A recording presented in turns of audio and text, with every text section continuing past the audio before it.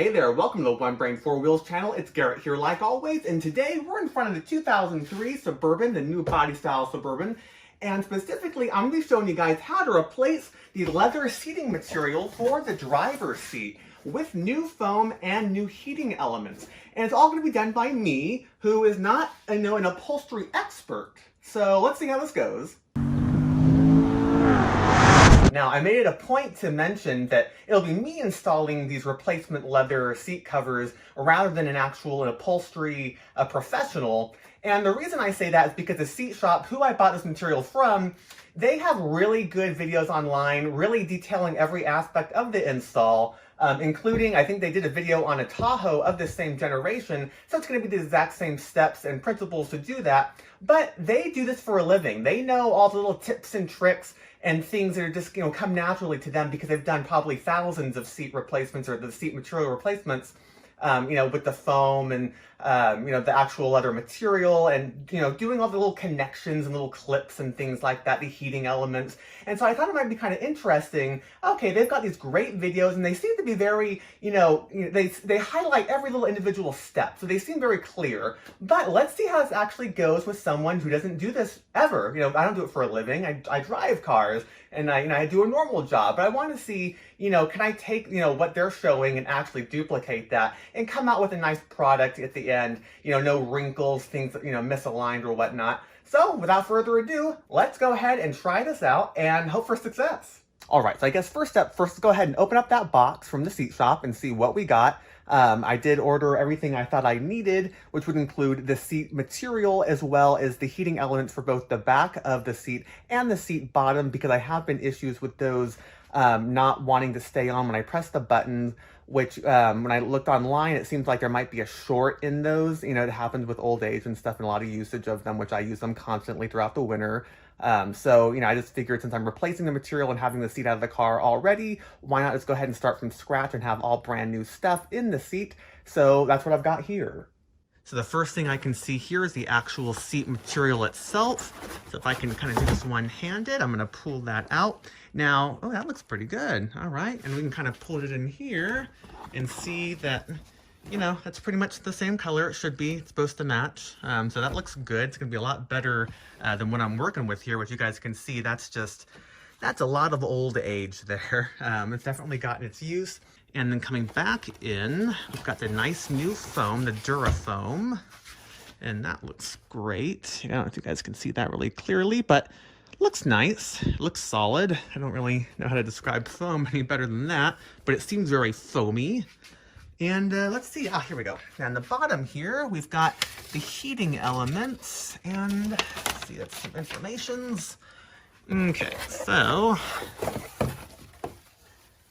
here's both of them. I don't think they're actually connected to each other. They shouldn't be. If I shake it, shake, shake. All right, so there's one of the heating elements here with a couple little connections on the end. Excuse the background. This is a working garage here. It's quite messy, and yes, we are due for an organization. But anyhow, yeah, here's one of the heating elements. Don't know which one it's for. And then there's another one. I'm guessing this one's the back, I think. That one looks a lot bigger, like it would be for a backrest versus where your butt goes on this guy. So yeah, that's all you get in the package from the seat shop, which I will flip it around one more time. Seat shop, upside down, but you guys know where it came from. So I think we're gonna go ahead and work on removing this old seat here now. So let me go ahead and figure out what tools I need to get. So, having jumped ahead and finished this project already, I'm here with all the answers to what tools you guys are going to need. I know, very helpful of me. Thank you, Garrett, I know. So, without further ado, let's go ahead and talk about what you guys need for this project. Alright, so as you guys can see by, the fairly small selection of tools on this table, this project doesn't require a whole lot from you guys. So it's very easy for anyone, regardless of how many tools you've built up or accumulated over the years to get this project done. So let's work our way through it. So first off, you're going to need a 15mm and an 11mm socket. Those are going to be used to remove the bolts that hold the seat onto the body of the vehicle. Now you can also use, I believe they're an E-socket. That's actually required. That's what the heads are for the nuts and bolts holding on the seat. But I've found, and by reading other people's posts online and even a couple other videos which I've posted in the description below, you can actually use these 15 and 11 millimeter heads and they will work just fine. Just don't strip it. Now you're also going to need a socket wrench, and an extender would be helpful in some places. And then lastly, for this part of the project anyways, you're gonna need a breaker bar. At least it's not required, but I find it to be easier to use because by using a breaker bar to gently use more force on those nuts and bolts, you're gonna be less likely to strip them. And it's even more important when you're not actually using the correct socket, in this case, that E-type socket. You know, these work just fine, and other people use, you know, the 15 and 11 millimeter sockets without a breaker bar, I'm sure, and have had, you know, plenty of success. But I just find that in general, when you're working with something that's really tight like these bolts will be because they hold the seat in, it would be nice to have something where you can apply a lot of pressure without jerking it and just having that more of a risk of going ahead and stripping those bolts. So that's why I did that there. Now, in addition to those tools, you're also going to need a Phillips head screwdriver or a Torx bit, depending on your year. That's going to be used to remove the, you know, the switch panel on the side of the seat if you've got power seats, to go ahead and remove that panel off and disconnect some wiring. Now, later on in the project, you're also going to need an 18 millimeter and a 13 millimeter socket. Those are going to be used to remove the seat belt bolt on the bottom of the seat frame and to remove the nuts holding on the seat bottom to the seat frame. I also have some nice adhesive here. I'll kind of zoom in on for you guys. I use that to go ahead and adhere the new heating pads to the seat foam. That's optional, but I find that to be, you know, helpful to go ahead and just keep everything in place, especially since you're going to be moving that fabric onto the seats and it's very tight. You don't want things shifting around on you, so I liked that one and it worked well. Now, working our way over here, we've got a flat-bladed screwdriver, a little pick tool, and some needle nose pliers, and a magnet little extendy thingy. This is all helpful when we're actually working on the upper part of the seat. But other than that, I believe this relatively small set of tools and supplies is all you're gonna need, besides your new cushion that's optional, and your new seat fabric, which you guys can see my old stuff here, I've ripped out, and we've got the new stuff in nice and happy. So let's go ahead and start this project, and good luck, you guys. All right, so to begin this project, the first thing first, we need to go ahead and remove the seat from the cabin so we have a little bit more room to work around replacing all that material and the foam and whatnot. To go ahead and do that, first we have to remove the 2 bolts in the back and the 1 nut in the front to hold the seat in place. All right, so first correction of the video, probably one of many.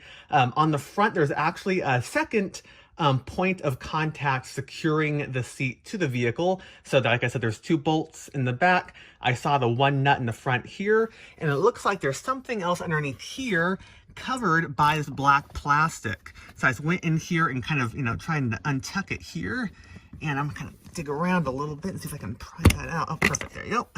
That flips up, and look at that hidden little gem right there. It's another nut. So I'm gonna go ahead and remove that one. And then I should be able to kind of start lifting the seat out and seeing what connections for the power are underneath there and what I have to take apart. Now, this panel here, this is just held in with 5 Phillips head screws, at least on my car, 2003. So here they are there. And you guys can see this thing kind of pops out like so. And there are 2 connectors. Let's see how these go. All right, so here's a somewhat better view of what these clips look like installed from looking at the bottom. So basically with this one clip here, you guys can just see that's really easy. Obviously I had pre-done it, but basically it's just held on to this one little nubby bubber. And so I would use a flathead screwdriver to go ahead and kind of pry up on that little end of the clip here and then pull out, and it should release. Now that was the one that actually operates the lumbar support, you guys can see there. Now the other one is a little bit thicker and it comes on the end, kind of facing towards the front of the vehicle. And you guys can see at the bottom, it's kind of hard to tell. Let me see if you guys can see, like from this angle. There is a little bit of a wedge-shaped little catch there at the bottom. And this guy is the actual connector. You guys can maybe see here, if I kind of look at it a little bit like that, you guys can see where that clips in underneath there. And so basically you just need to go ahead and press on the outside of this connector here right there, while pulling, you know, forward on that, you know, keeping in mind how this is all mounted on the inside. So that flat one that has the little, where you need to use a flathead screwdriver to go ahead and pull out on it, that's on the back side, and then that one is over here. So push in on that clip, use a flathead to kind of pull out on the clip on the rear one, and you can just remove this panel pretty easily. It's a little funky to look at, and they explain this in their video as well, the seat shop, but just something I felt like could use a little bit more video detail, so I hope that helps. All right, so I guess technically you could have held off on removing that panel until later, but anyhow, I have that taken off now, and I have all the connection points, all 4 of them for the seat removed, and now you can go ahead and kind of tip back your seat and actually get a view of what it looks like underneath. You'll probably find a lot of disgusting things that have accumulated over the years. You can see there's someone like Trident gum at one point, and they spilt some probably soda or some crap back here. So this would be an excellent time to go ahead and vacuum and shampoo your carpet. But if we look over here at the wiring connections, that is the point of interest for this video, at least this point in the video. And you guys can see there's one main harness here, this black one, that you're going to want to go ahead and disconnect. And once again, it's got a nice big push button there on the end, so push it while pulling the 2 pieces apart. And then it looks like there's a black wire here and a red one that have spade connectors, and those should just pull apart. It doesn't really look factory to me, to be honest with you. I don't know if it is or not. Maybe someone else can let me know in the comments. It looks kind of jury-rigged a little bit, but maybe not. I just expected it to all be kind of like, you know, more factory-style harnesses.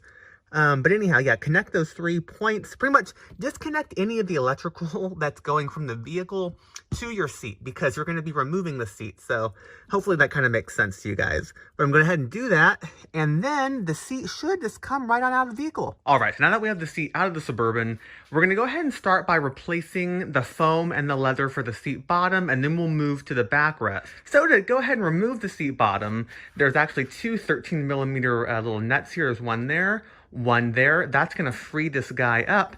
And then, like they said in the seat shop video, like you guys can see here, there's a lot of wiring connectors involved. And basically, you need to disconnect all of them that go from the seat assembly to the actual seat bottom itself. All right, so upon further inspection, I found 3 more clips to disconnect for the wiring. So on this side here, you guys will see one more chunky one. It presses and disconnects.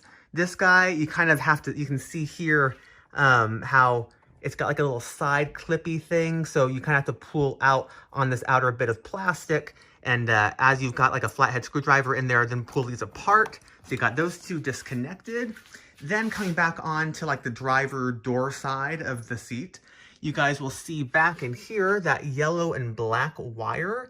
If you go ahead and take a flathead screwdriver and pop it right into here, it will go ahead and disconnect that. I already started it, but basically, then we can go ahead and pull it right out. Get my hand up in there. Okay, let me pull it out up here, and you guys can see that one, it's got a fat little clip there on the end. So it's actually pretty easy. Just go ahead and stick the flathead screwdriver and, you know, depress it. Now, without further ado, and without cutting myself, oh my god, another freaking wire. Okay, I missed one more. See that little green guy? Disconnect that one as well. Okay, so like take 100, not really, like take 3. Go ahead and I can finally say I've removed the seat bottom. It was held in, or I shouldn't say it was held in. It had the 2 nuts, it had those 2 little pegs at the bottom, and it had 6 wiring harnesses, 6 connectors to go ahead and disconnect.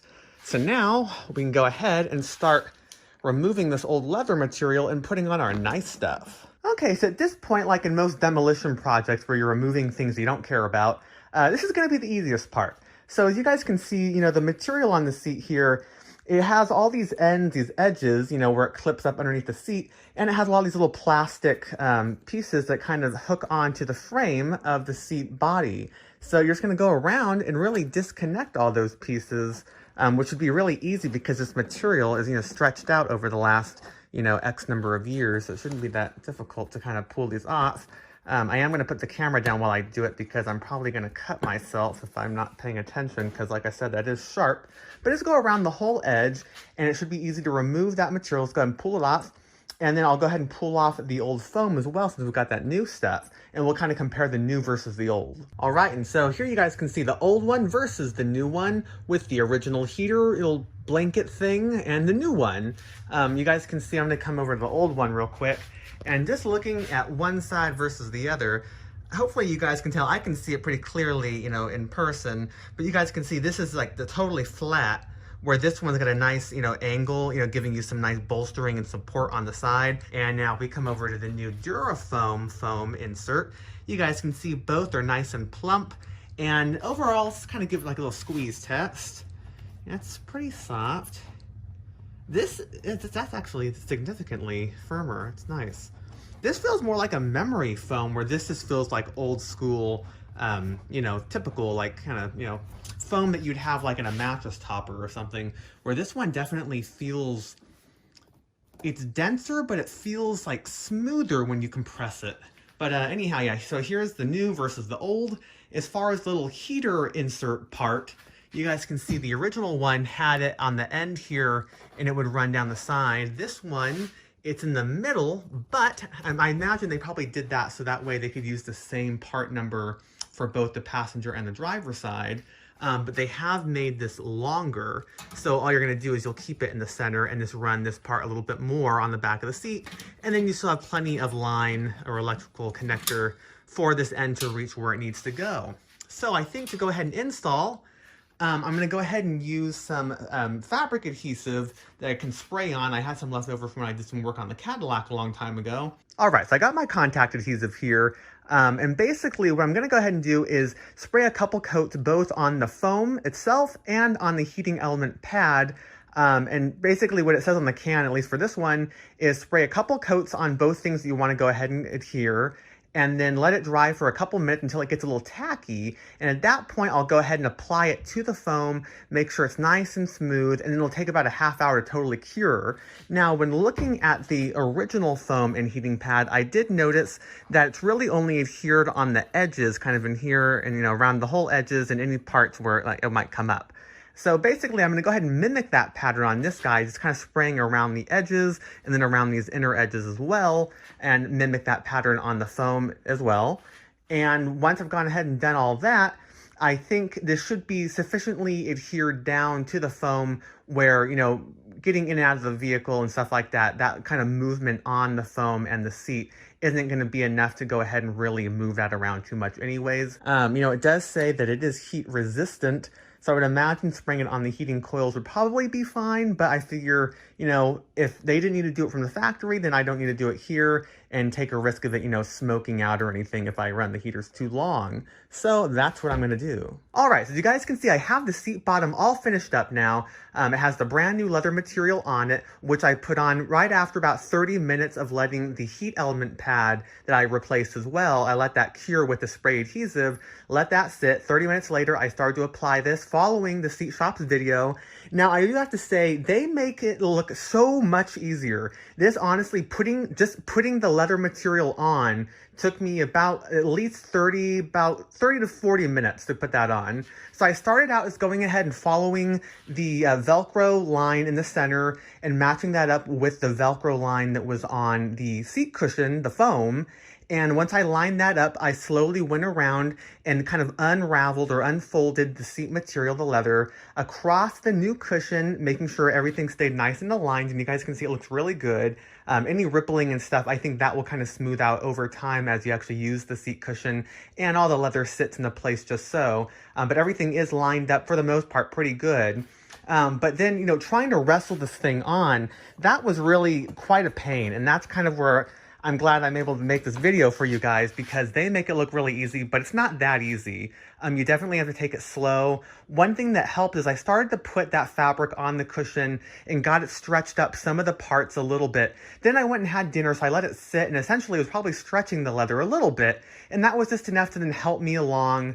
And, you know, slowly, essentially, if you keep working at it and let the leather stretch a little bit and then come back to it, it'll probably help if it wasn't in a cold garage. But, you know, just working at it little by little, you finally get it to go.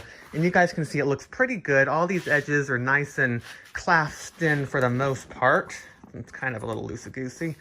But, yeah, you guys can see it's nice and in. I ran the heating element pad wire off to the side like it was before. Same thing with this main harness. Everything is poking out in just the right spots. But it looks pretty solid. But it definitely was harder to do than I thought it would be. Not impossible, but you have to put a little muscle into it and a little bit of time and patience. So happy with this part. Now we're going to tackle the backrest portion of the seat. So let's get started with that. All right, so now before we begin with, replacing the fabric on the backrest of the Chevy Suburban driver's seat, there's a couple of things we want to take care of. Number one, we need to remove that armrest. Then number two, we want to go ahead and try to get this seatbelt out of the way, which is going to involve removing this plastic piece down here and then actually unbolting using an 18mm socket the seatbelt portion on the bottom away from the seat.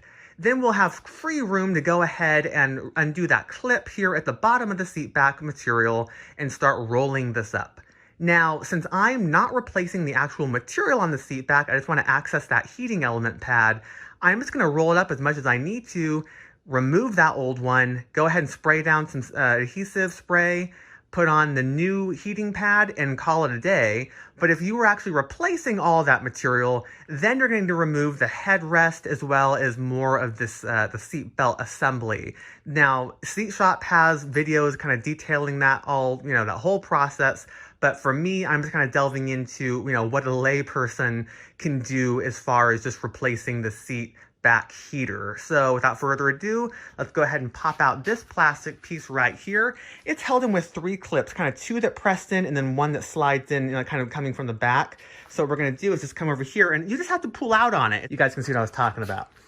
So there's that back clip over there. It went into a little slot in the metal frame of the seat on the back. And then there were actually, 3 on the side. 1, 2, 3 over here. So I didn't even see that. When I pulled here, I think both of those kind of pop at the same time. But now that lets us access this 18mm bolt, or nut, I should say. When I do that, it's just going to get this out of the way. I don't need it for what I'm doing to go ahead and move it, but it's going to give me a little bit more room, and more room is always good. So I'm going to go ahead and do that. And then I get to figure out how to undo this clip here. Okay, so I went ahead and removed the nut that was holding on the bottom of the seatbelt. And I went to go ahead and remove the armrest, but it was being a pain in the ass. So I said, let's just wait for a minute. And so I went on to the bottom clip. And so you guys can see it's very similar to the clips that were holding on the edges of the leather on the seat bottom. However, what it is the leather on the seat, it's attaching to itself. So it's kind of making like a complete loop around the seat back. That's the only difference. So this plastic here, the edge of it there, it's looping onto a piece of plastic, which is on the other side of the leather seat material. So all I did was go on the side here kind of and wedge a flathead screwdriver up in there. I don't know if you guys can see that or not, hopefully so. But I just kind of wedged a flathead screwdriver in there and popped it out of the other clip on the back side of the leather. And now I'm just moving it down, popping it out. I think it makes more sense if you guys see it kind of coming out from the other one. So it's essentially like 2 L brackets of plastic undoing from each other. I'm just using a flathead screwdriver to unwedge it, and boom, we got it. So now you guys can see that's the back side of the leather, kind of the bottom back, and this is this side. And pulling it up, not too bad. All right, you guys can see the heating element there. Looks good. So now, let me try to figure this one out again. Oh, I forgot. One more thing. The Seat Shop guys did mention on the bottom of the seat back, there are 2 little, like Christmas tree, those little push pin clippy things. You guys can see there's one right up in here and one on the other side. This one's a little easier to see. Just get your hands on there really nice and tight and yank on it. It's fine. So I'm going to go ahead and try to start rolling that thing up. I think I'm going to set this up, actually. Try that. I'll set this up, start rolling it up as far as I can, and see if I can go ahead and pop out some of this leather here on the side around here. Because to pop this thing off, basically it's got like a little, kind of like a shaft coming off the side of it. And then there is like a spring clip that goes through, and it's got like a rubber band that holds it kind of together. So to access all that, the mechanics of that and where the connection actually is, you need to kind of push this leather back. And I'm having a hard time with that. So I'm hoping if I get up underneath, I can kind of pull it out myself or kind of push my fingers in there and push it out. So we'll see how that goes. All right, so I was correct in thinking that by putting my hand up underneath the leather, doing that clip first, it did allow me to kind of pop this out. And now you guys can see up in here, that what I was talking about. There's a clip in there. And if I kind of move some of this leather apart more, you guys can hopefully see in there that rubber band I need to remove that goes onto those two prongs of the clip. Now, I will just be straight up with you guys that the seat shop did a much better job of filming this aspect. And I imagine it's going to be the same amount of pain in the ass as it is for them in that video, because it looks like a painful process, as it is for me. So I've got my little pick tool here. I'm going to go ahead and undo that rubber band. And then once I get the rubber band, and hopefully I won't drop it down there, then I'll just go ahead and use some needle nose pliers like they show exactly, and just pull the metal part of that clip out, and that should release this guy. So fingers crossed, wish me luck. I'll be back as soon as I get it done. All right, so it's been about a half hour or so since the last video clip, and I finally rolled up this back leather up enough so that I could access the heater pad. As you guys can see by these burn marks, this is probably why my circuit was tripping all the time and turning the heated seat system, I should say, off after just a couple minutes of use pretty much every single time I try to use it this year. So anyhow, now that I've got this, removed, I just very carefully pulled it away from this foam here, since I am going to be reusing this back foam, unlike the seat bottom, which I replaced as well. You guys can see more burn holes. So it was just adhered around the edges. So once again, with the new one, I will do that exact same thing to spray the edges a couple times with that spray adhesive. And I think at that point, I can just go ahead and install it back into the car after I clean that carpet, which was disgusting. I don't know if you guys can see, it's still filthy. But otherwise, yeah, not too bad. Removing this leather, though, that was a pain. And now that I've done it, I kind of wish I just bought new upper leather as well. But c'est la vie, that's just how it is for now. One other note to point out, I'd say, if you watch my video in conjunction with the seat shop video, which is, they go hand in hand. I'm following them, basically, just giving you guys the real world experience. But I did go ahead and go back in here and prime this with that hook, that spring hook and the rubber band. I got that ready, so that way when I put all this back together, I can just go ahead and pop that armrest back in. It'll automatically lock it into place, so I won't have to be fiddling around with leather again. So hopefully that works out. So, like I said, gonna get this all wrapped up and see you guys back here tomorrow. All right, so it's the next day. I got everything put back together on the seat and got it back inside the Suburban. So let's go ahead and take a look and see what you guys think. All right, so there you guys have it. There is the brand new seat leather, all installed nice and neat. So basically from where I left off yesterday, I just did everything in reverse order, essentially. So I went ahead and rolled that fabric back down that top, the backrest there, and then I went ahead and reinstalled the seat bottom onto the seat frame. And then I just kind of, put on all the little panels, redid all the little electrical connections, popped it into the body of the vehicle, kind of lifted it up so I could get back underneath there and do the couple connections for the electrical between the car and the seat assembly as a whole. Then put on the side plastic, screwed that back in, and here we are today. A nice quality looking seat bottom, nice and smooth, and it just really, it looks and feels great, to be honest with you guys.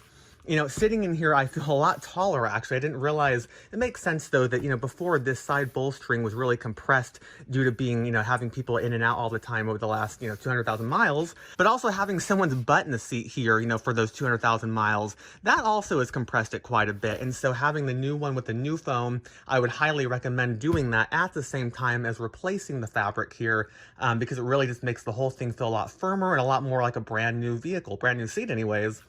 But yeah, definitely not a hard install, but it was a little bit more time consuming than I had thought it would be initially.